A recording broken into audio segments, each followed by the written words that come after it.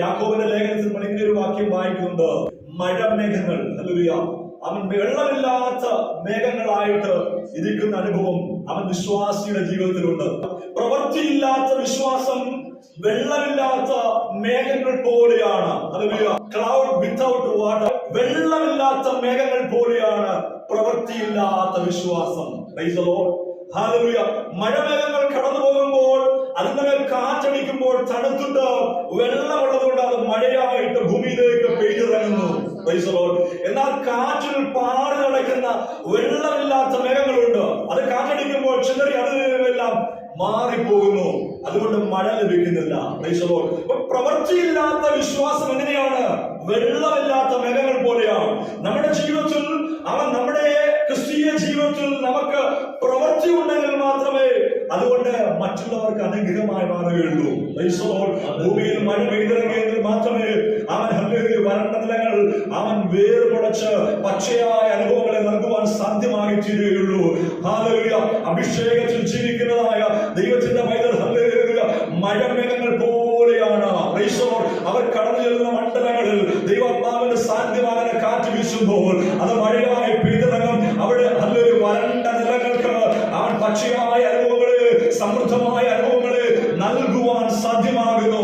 അങ്ങനെയെങ്കിൽ ഇന്ന് മകൾ ദൈവാത്മാവിന്റെ അഭിഷേകം പ്രാപിച്ചിരിക്കുന്ന ദൈവത്തിന്റെ പൈതല്, നീ കടന്നു പോകുന്ന മണ്ഡലങ്ങൾ, വരണ്ട നിലങ്ങൾ നല്ലൊരു വേർപുടയ്ക്കുവാൻ ഇടയാകും. പച്ചയായ അനുഭവങ്ങൾ നൽകുവാൻ ഇടയാകും. അവൻ സമൃദ്ധമായ അനുഭവങ്ങള് നൽകുവാൻ തക്കോണം മഴ പെയ്തിറങ്ങത്തക്ക നിലയിൽ അവൻ ആത്മസാന്നിധ്യം വ്യാപരിക്കുവാൻ പരിശുദ്ധാത്മാവിന്റെ അഭിഷേകം അവൻ പകരപ്പെട്ടതായ ദൈവമക്കൾക്ക് സാധ്യമായി തീരുകയാണ്. കർത്താവിന്റെ മേൽ ആ ആത്മാവ് അഭിഷേകം ഉണ്ടായിരുന്നു. Price the Lord. അവൻ കടന്നുപോയ മണ്ഡലങ്ങളിലൊക്കെ അവൻ ദൈവപ്രവൃത്തികൾ വെളിപ്പെട്ടു വരുവാൻ, താൻ ശാന്തമായി പോയിടങ്ങളിലൊക്കെ അത്ഭുതങ്ങൾ നടക്കുവാനിടയായി. കാരണം തന്റെ മേലൊരു അഭിഷേകം ഉണ്ടായിരുന്നു. അവൻ സഞ്ചരിച്ച ഇടങ്ങളിലൊക്കെ ദൈവപ്രവൃത്തി നടന്നു. ഹല്ലേലൂയ. അവൻ നടന്നു പോകുന്ന മണ്ഡലങ്ങളിൽ പ്രൈസ് ദി ലോർഡ്, അവൻ വഴിയരികെ അവിടെ നിഴൽ തട്ടിയിട്ട് രോഗികൾ സൗഖ്യമായി.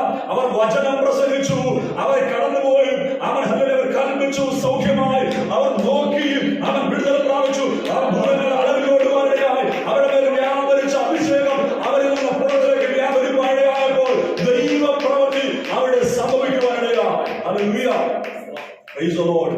അവൻ യേശു കർത്താവിന്റെ മേൽ വ്യാപരിച്ച ആത്മാവ് യോഹന്നാന്റെ സുവിശേഷം 1-ാം അധ്യായം 32-ാമത്തെ വാക്യത്തിൽ യോഹന്നാൻ സ്നാപകൻ പറയുകയാണ്, പരിശുദ്ധാത്മാവ് പ്രാവ് പോലെ അവന്റെ മേൽ ഇറങ്ങി വന്ന് അധിവസിക്കുന്നത് ഞാൻ കണ്ടു. ഹല്ലേലൂയ. പരിശുദ്ധാത്മാവ് അവന്റെ മേൽ ഇറങ്ങി വന്ന് അവനെ വസിപ്പാനിടയായി. Praise the Lord. Holy spirit of God, ദൈവത്തിന്റെ പരിശുദ്ധാത്മാവ് നമ്മുടെ മേൽ വന്ന് നിറയുക മാത്രമല്ല, അത് നമ്മുടെ ഉള്ളിൽ വസിക്കുകയും ചെയ്യും. വസിച്ചെങ്കിൽ മാത്രമേ അവൻ ഹല്ലേലൂയ അതിന്റെ ഫലം പുറപ്പെടുവിക്കുവാനായിട്ട് സാധ്യമാകുകയുള്ളൂ. യേശു കർത്താവിന്റെ മേൽ ദൈവത്തിന്റെ ആത്മാവ് ഇറങ്ങി വന്ന് അവന്റെ മേൽ അധിവസിച്ചു. അധിവസിച്ചത് കൊണ്ട് ആത്മാവിന്റെ ഫലം അവനിൽ നിന്ന് പുറപ്പെട്ടു വന്നു.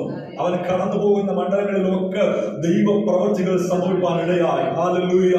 അവൻ ജ്ഞാനത്തിന്റെയും വിവേകത്തിന്റെയും ആത്മാവ് അവന്റെ മേൽ വ്യാപരിച്ചു. യശയ്യാപ്രവചനം 11-ാം അധ്യായം 3-4 വാക്യങ്ങൾ താഴോട്ട് വായിക്കുമ്പോൾ ഈ ആത്മാവ് യേശു ക്രിസ്തുവിന്റെ മേൽ അധിവസിച്ചപ്പോൾ എന്താണ് സംഭവിച്ചത്? ദരിദ്രന്മാർക്ക് വിടുതലുണ്ടാകുവാനിടയായി. ഹല്ലേലൂയ. അവൻ കണ്ണുകൊണ്ട് കാണുന്നത് പോലെ അവൻ വിധിക്കുകയില്ല. Price the Lord. ചെവി കൊണ്ട് കേൾക്കുന്നത് പോലെ അവൻ ന്യായവിധി കൽപ്പിക്കുകയില്ല. Praise the Lord. ദരിദ്രന്മാർക്ക് അവൻ ന്യായത്തോടെ അവൻ വിധി കൽപ്പിക്കുന്നു. ഹല്ലേലൂയ. സാധുക്കളുടെ പ്രത്യാശയ്ക്ക് ഭംഗം വരാത്ത നിലയിൽ അവന്റെ കരം ഹല്ലേലൂയ അവർക്ക് അനുകൂലമായി വെളിപ്പെടുകയാണ്. Praise the Lord. യേശു കർത്താവിന്റെ മേൽ വ്യാപരിച്ച ആത്മാവ് മുഖവശം നോക്കാത്ത ആത്മാവായിരുന്നു. Praise the Lord. ഹല്ലേലൂയ. അവൻ സാധുക്കളുടെ പ്രത്യാശയ്ക്ക് ഭംഗം വരുത്താതെ അവർക്ക് നീതിയോടും ന്യായത്തോടും കൂടെ വിധി കൽപ്പിച്ചു കൊടുക്കുന്ന ഒരു ദൈവപ്രവൃത്തി കർത്താവിൽ കൂടെ വെളിപ്പെട്ടു വന്നു. Price the Lord. ഹല്ലേലൂയ. അവൻ സ്തോത്രം. അങ്ങനെയെങ്കിൽ കേൾക്കുന്നത് പോലെയല്ല അവൻ വിധിച്ചത്. ഹല്ലേലൂയ. അവൻ ബോധ്യപ്പെടുന്നത് പോലെയാണ് കർത്താവ് വിധിപ്പാനിടയായി. ന്യായത്തോടും നീതിയോടും കൂടെ അവൻ വിധിക്കുവാൻ, കണ്ണുകൊണ്ട് കാണുന്നത് പോലെയല്ല കർത്താവ് വിധിക്കുവാനിടയായത്.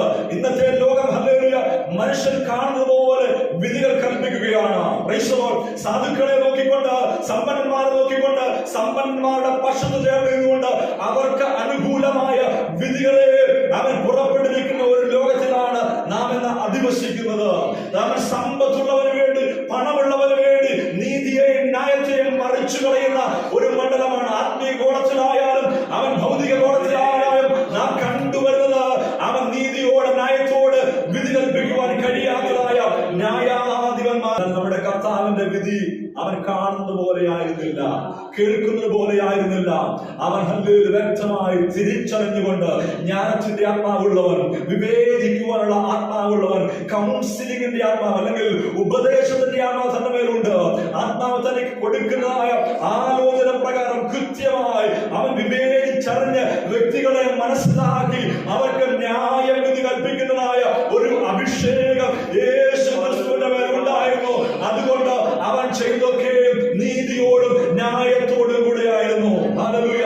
ഇന്ന് മകനെ കേട്ടുകൊണ്ടിരിക്കുന്ന ദൈവത്തിന്റെ മകന് അവൻ നീതിയും ന്യായവും അവൻ ആഗ്രഹിച്ചുകൊണ്ട് ദൈവസന്നിധിയിൽ പ്രാർത്ഥിച്ചുകൊണ്ടിരിക്കുന്നുവെങ്കിൽ അവൻ നീതിയോടെ ന്യായം വിധിക്കുന്ന, നീതിയോടെ വിധി കൽപ്പിക്കുന്ന ഒരു കർത്താവുണ്ട്. അവന്റെ ആത്മാവ് അവൻ നമ്മുടെ പേരിൽ വ്യാപരിക്കുമ്പോൾ, അവൻ നമ്മുടെ മധ്യത്തിൽ പ്രവർത്തിക്കുമ്പോൾ അവന്റെ പ്രവർത്തി നീതിയോടും ന്യായത്തോടും കൂടെയായിരിക്കും. ഹല്ലേലൂയ. സാധുക്കളുടെ പ്രത്യാശയ്ക്ക് ഭംഗം വരുത്താത്ത കർത്താവ്.